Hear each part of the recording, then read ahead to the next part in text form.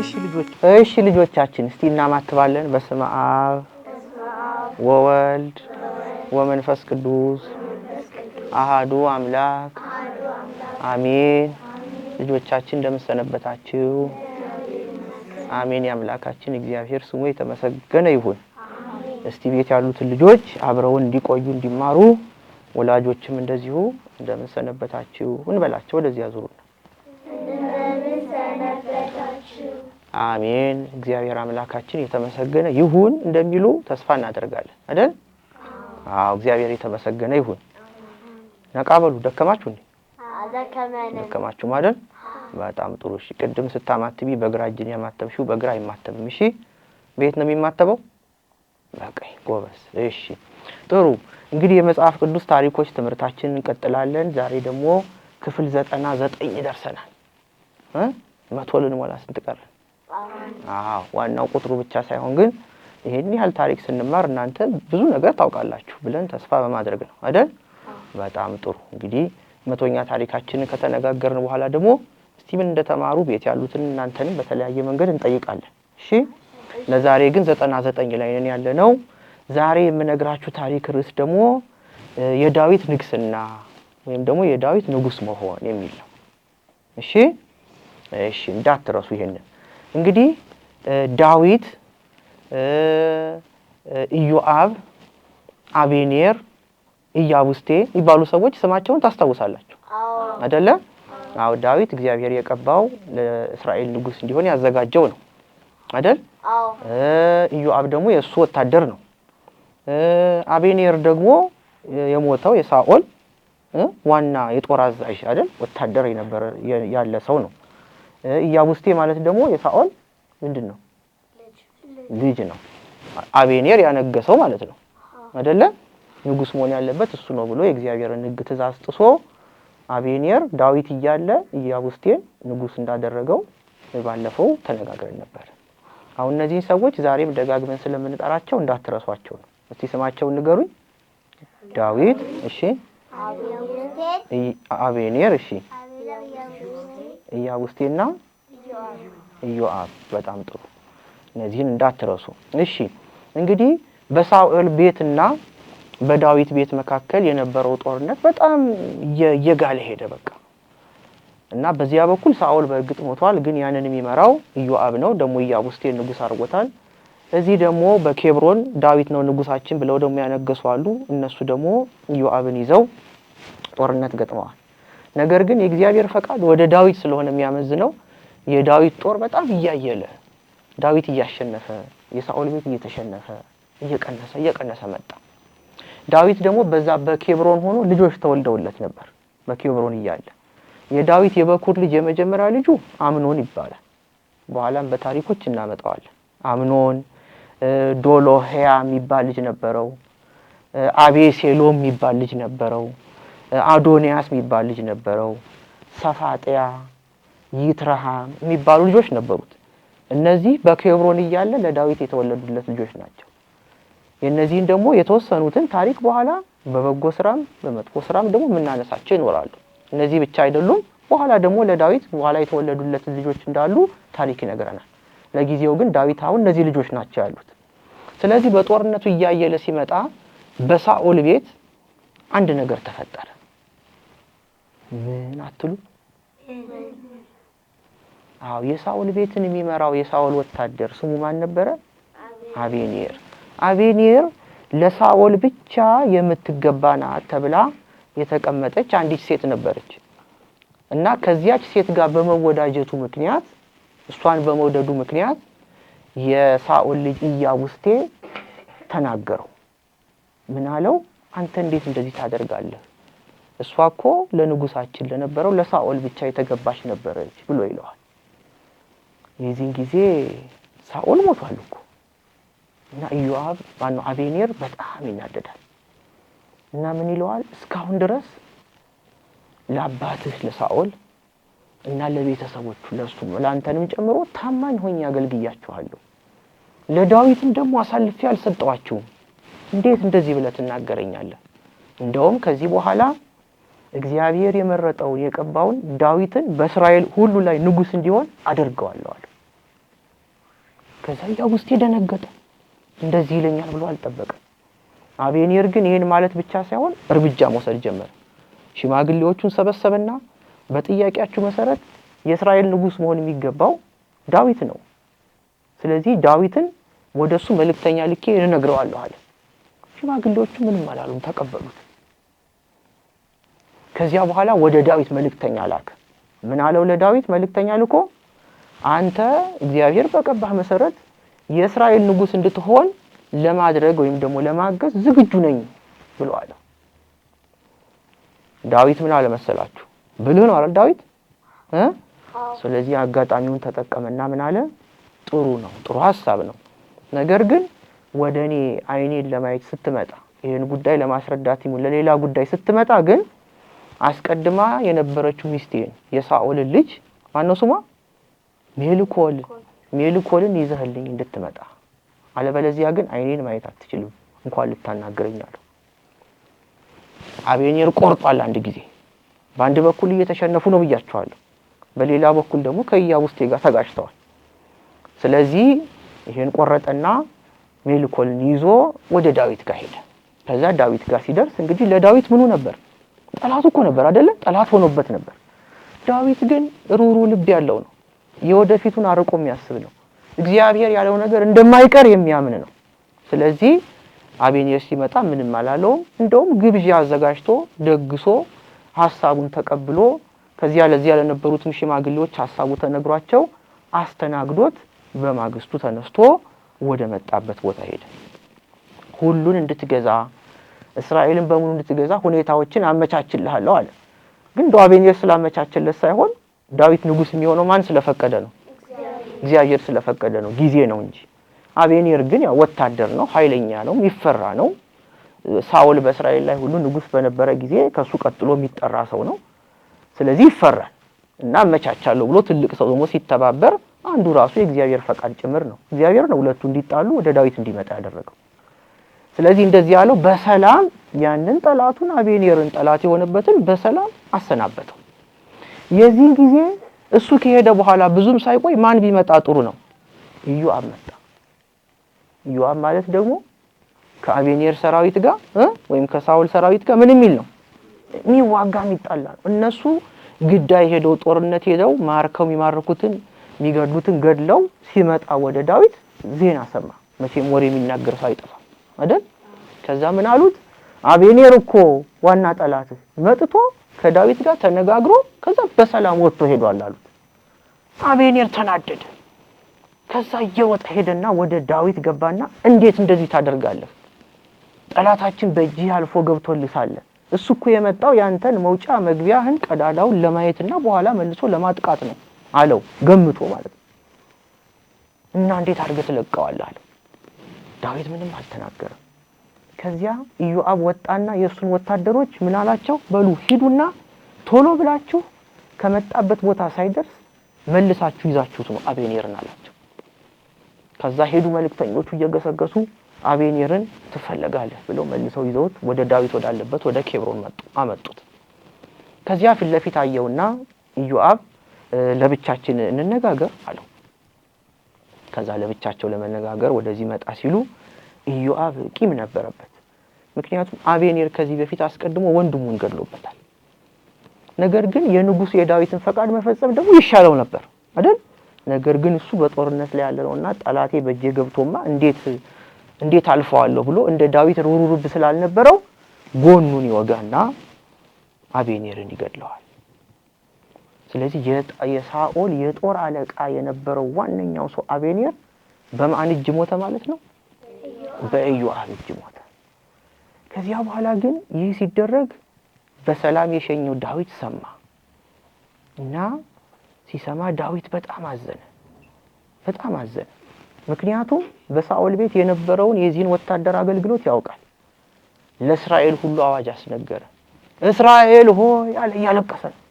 እስራኤል ሆይ ዛሬ ሐዘን በስቶባችኋል፣ አልቅሱ፣ ማቅ ልበሱ። በእስራኤል ውስጥ ዛሬ ታላቅ የሆነ መኮንን ሞቷል ብሎ አላቸው። አያችሁ የዳዊትን ልብ እንዴት ሩሩ እንደሆነ። ጠላቱ የሆነ ሰው ሞቶበት እንደው ማን ነው የሚያዝነው ኧረ እንደው ወሰደው ነው የሚለው ሰው አይደል? ዳዊት ግን ልቡ በቃ የእግዚአብሔር የሚወደው ልብ ነው፣ ሩህሩህ ልብ ነው። ስለዚህ በእጁ በወደቀና በጦርነቱ ጊዜ በነበረ ሰዓት ቢሆን ኖሮ ይገድለው ነበር። አምኖ ተጸጽቶ ግን አግዛለሁ ብሎ ሲመጣ ምንም አላለው። ግን ደግሞ በእሱ አገልጋይ አማካይነት ሲሞት ዳዊት አዘነ። አገልግሎቱንም ማሰበና እስራኤል ላይ ያደረገውን ነገር ጠላቶቻቸውን እንዴት በጀግንነት እንደተዋጋ አስቦ እስራኤል በሙሉ ይሄን አስቡ፣ ማቅ ልበሱ፣ አልቅሱ፣ ዛሬ በእስራኤል ውስጥ ታላቅ መኮንን ሞቷል፣ እሱም አቤኔር ነው ብሎ ተናገረ። ከዛ ሁሉም ማዘኑ፣ እሱ ምግብ ሳይበላ እንደዚሁ ቆየ እና መጨረሻ ላይ አንድ ነገር ተናገረ። በእግዚአብሔር ላይ ክፉ የሰራ ወይም እግዚአብሔር ክፉ ስራ የሰራውን ሰው አንድ ቀን ይበቀለዋል። ለክፉ ስራው ምን ያገኛል አለ? መልስ ያገኛል ብቻ ብሎ አቤኔርን ምንም ሳይለው ተወው። ስለዚህ ማነው? ኢዮአብን ማለት ነው። ከዚህ አቤኔር እንግዲህ በዚህ ምክንያት ሞተ። እስራኤል አልቅሰው ጀግናቸውን ሸኙ ማለት ነው። ምንም እንኳን በመካከል ጥፋት ቢያጠፋም በጥፋት ላይ ጥፋት የሳኦል አጋዥ ሆኖ ዳዊት እግዚአብሔር እንደቀባው እያወቀ ከሳኦል ስር ነበር። ከዚያ ደግሞ ንጉስ ሾመ። እንደገና ደግሞ ብዙ ጦርነት አድርጓል። ስለዚህ በዚያ ምክንያት ሊበቀለው ሲገባ ዳዊት ግን ምሕረት አድርጎለት ነበር። የእግዚአብሔር ፈቃድ ሆኖ ግን ስለሄደ ቢያንስ በመጨረሻው አዝኖ ዳዊት ሳኦልን እንዲሸኙት አድርጓል። በመጨረሻ የዛሬው ታሪካችን መጨረሻ የሚሆነው መሰላችሁ? በዚያ እንግዲህ በእስራኤል ነግሷል ብሎ አቤኔር ያስቀመጠው ማን ነበር? አቤኔር ያስቀመጠው ኢያቡስቴ። ጎበስ፣ ኢያቡስቴ ነበር። ኢያቡስቴ ደግሞ አሁን ባጠገቡ የሚከላከልለት ወታደርም ስለሌለ ደግሞ አቤኔርም ወደዛ መሄዱን ሰሙና አጠገቡ ያሉ ታማኝ አገልጋዮቹ የሚባሉ ከዱት። ከዚያ እዛው በቤተ መንግስቱ እንዳለ እነሱ ሁለቱ ሰዎች ናቸው ገብተው አቤኔርን ገደሉት፣ ኢያቡስቴን ገደሉት። ከዚያ ይሄንን ዜና ለመናገር ግን ምን አደረጉ? መጡ ወደ ዳዊት። ኢያቡስቴን ያንተ ተቀናቃኝ የሆነውን ሰው ገደልን ሊሉ ማለት ነው። ዳዊት ግን ምን አለ መሰላችሁ? ምንም ቢሆን ፈቃደ እግዚአብሔርን ባይሆን እንኳን ለጊዜው እስራኤል ላይ ንጉስ ተብሎ ሲመራችሁ የነበረ ሰው እንዴት ትገድላላችሁ አለ። ከዚህ በፊት ታስታውሳላችሁ? ሳኦል ግደለኝ ብሎት የነበረው አንድ ወታደር አይደል? የእሱ ታማኝ ወታደር ትቶት አብሮ ሲሞት፣ ይሄኛው ግን ተራ ወታደር መጥቶ ግን እሱን ከገደለ በኋላ ዘውዱን ይዞ መጥቶ ነበር። ያኔ ዳዊት ቀጥቶት ነበር፣ እንዴት እግዚአብሔር የቀባው ላይ እጅን ታነሳለህ ብሎ። ስለዚህ ለነዚህ ሰዎችም ምንም እንኳን እግዚአብሔር ቀብቶት የነገሰ ባይሆንም ግን ንጉስ መሪ ተብሎ በአገራችሁ ስለተሾመ እንዴት እናንተ የቤቱ ታማኝ ሆናችሁ ሳለ በጠላት እጅ ገደል እንጂ እናንተ እንዴት ትገድሉታላችሁ ብሎ እነዚያንም ሰዎች የእሱ ጣፈንታ እንዲደርሳቸው አደረጋቸው፣ ቀጣቸው ማለት ነው። ሞቱ ማለት ነው። በወታደሮቹ እንዲገደሉ አደረጋቸው። ስለዚህ በዚህ ምክንያት የኢያቡስቴም ታሪክ ተቋጨ ማለት ነው። አሁን የሳኦል ቤት ባዶ ቀረ። ግማሹ በጦርነት ግማሹ እንዲህ ባለው በሰዎች እጅ እየሞተ የሳኦል ቤት ባዶ ቀረ። አሁን የማን ቤት ነው ያለው ማለት ነው?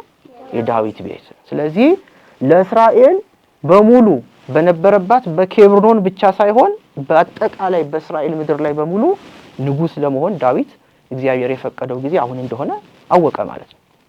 ስለዚህ በዛ የነበሩ ሽማግሌዎች በሙሉ ተሰበሰቡ። የእስራኤል ነገድ በሙሉ የእስራኤል ነገድ ስንት ናቸው? 12 በያዕቆብ ልጆች። ስለዚህ 12ቱ ነገዶች በሙሉ ዳዊት ባለባት በዚያች በኬብሮን ተሰበሰቡ። ከዚያ በኋላ አስቀድሞ እግዚአብሔር ቀብቶታል። እነሱ ደግሞ በዚያ ተገናኙና ዳዊትን ከዚህ በኋላ ንጉሳችን ዳዊት ነው ብለው ዳዊትን በዚያ አነገሱት።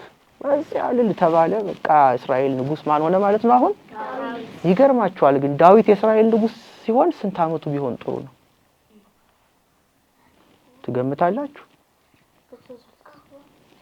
167 እሺ 50 40 67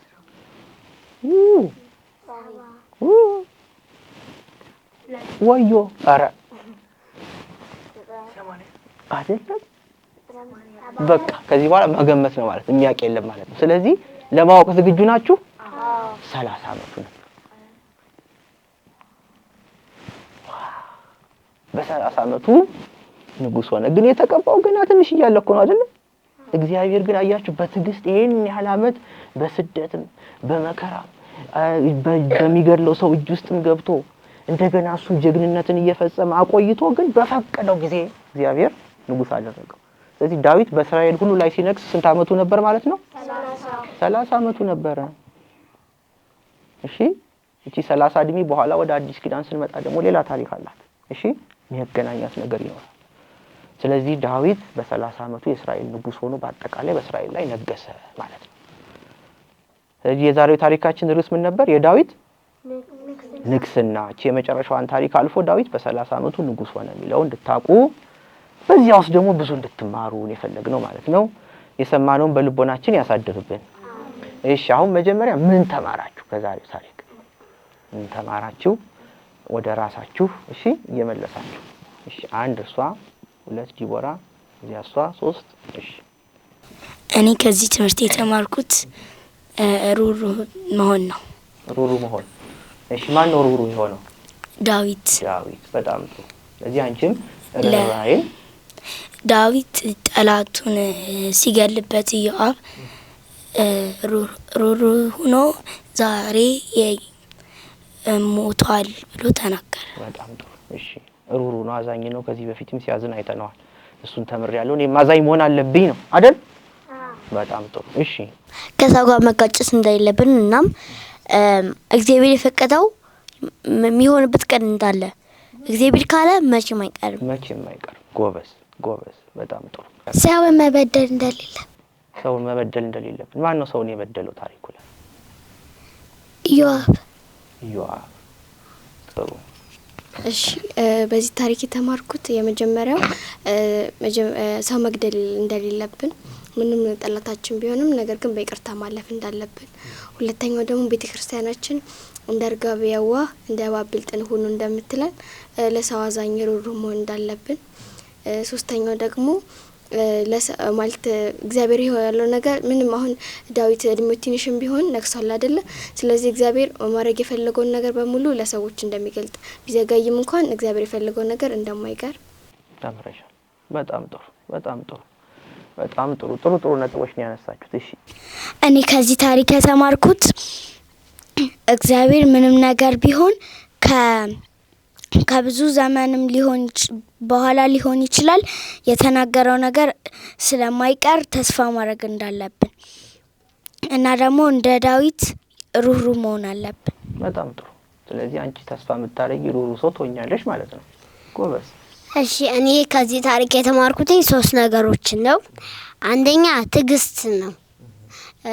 ዳዊት ከበትንሽነት እንኳን ንጉስ ትሆናለህ ብሎ ቢቀባም ያን ሁሉ መከራ ግን አልፎ ታግሷል። ስለታገሰም ደግሞ በ30 አመቱ ንግስና አግኝቷል። ሁለተኛ ደግሞ ሩህሩህነት ነው። ዳዊት ጥላቱ ራሱ መጥቶበት ራርቶ መልሶታል። ሊያም ግብዣ ጋብዞ መልሶታል። ሶስተኛ የተማርኩት ደግሞ ይቅር ማለት ነው። ያው ሁሉ ታክቶ ተሸናንፎ ግን ዳዊት ደግ ስለሆነ ይቅርታ አድርጎለታል። ስለዚህ ከዚህ ታሪክ የተማርኩት ይቅርታ ማድረግን ሩህሩህነትንና ትዕግስትን ነው። በጣም ጥሩ። ይሄ ደግሞ በደንብ የተቀናጀ ነው። ጎበዝ ዮናታን ጎበዝ።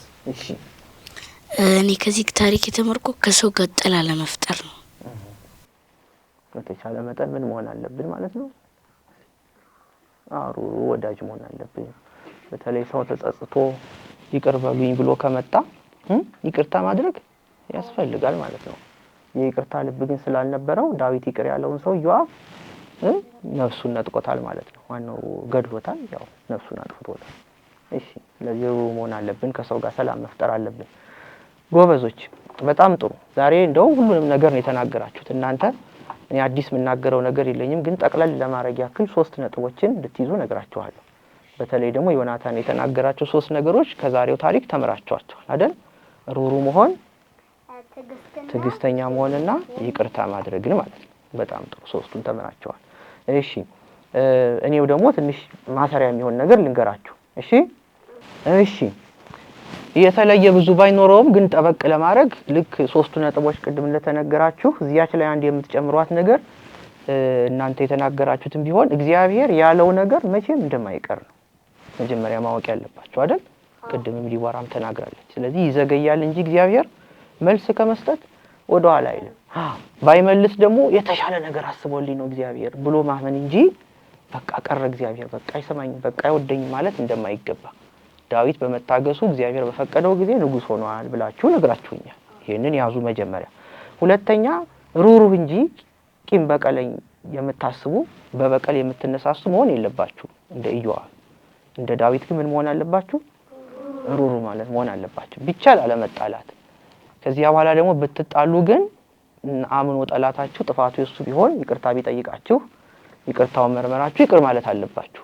ክርስቶስ ራሱ ወደ ምድር የመጣው እኛ የሰው ልጆች ምን ለማለት ነው? ለማዳን። ማዳንን ማለት ምን አለን ማለት ነው? ይቅር አለን ላጠፋነው ጥፋት። ስለዚህ ይቅርታ ማድረግ አለባችሁ። ሌላ ሰው ቢያጠፋም ለማስተማር ደግሞ እናንተም ይቅርታ መጠየቅ ሩሩ ልብ ካላችሁ ይሄንንም ጨከና አድርጎ ማድረግ ያስፈልጋል።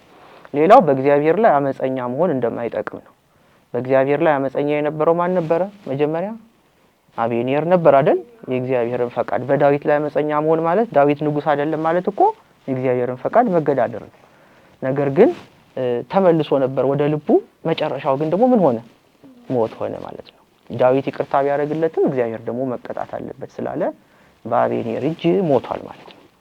ስለዚህ አመፀኛ ከሆነን ደግሞ በተለይ በእግዚአብሔር ላይ እሱን እግዚአብሔር ስለማይወድ ቅጣት ይጠብቀናል። ከመቀጣት መዳን እንድንችል ደግሞ ሩሩ መሆን አለብን።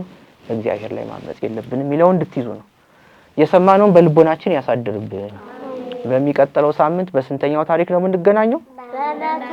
በመቶኛው ታሪክ እንገናኛለን ማለት ነው። ገና ብዙ ነው። ገና ብዙ መቶዎች ይቀሩናል። ምናልባት መቶዎች ወይም ደግሞ መቶ ምናምኖች ታሪኮች ይቀሩናል።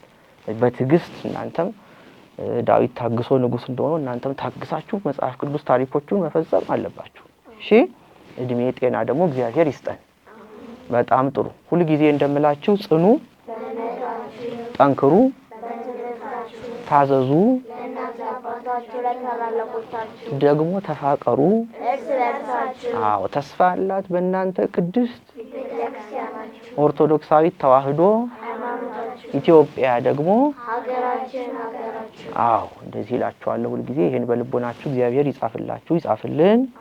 በሚቀጥለው ሳምንት በሰላም እስክንገናኝ እቤት ያሉትንም ልጆች ወላጆችንም ሁሉንም ሰላም ሁኑ፣ ሰላም ያገናኘን በሏቸው። ወደዚያ ዙሩ። ሰላም ሁኑ፣ ሰላም ያገናኘን።